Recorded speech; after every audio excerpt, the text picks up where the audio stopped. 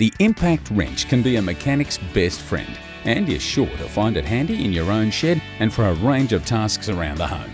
An impact wrench replaces your ratchet and breaker bar, making the removal or tightening of nuts and bolts a much speedier process.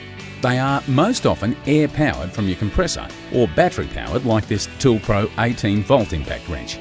Your impact wrench should always be used with impact sockets designed for this purpose. Impact sockets are often distinguished from regular sockets by their thicker walls and flat black appearance, which is a result of their hardening process.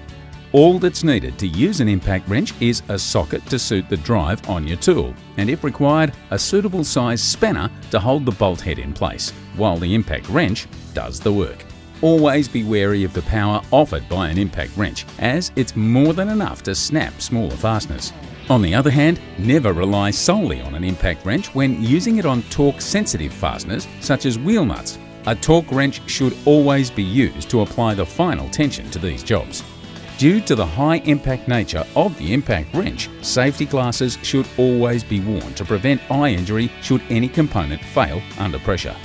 Used in the right situations and with a bit of care, an impact wrench will save you plenty of time and effort on every job.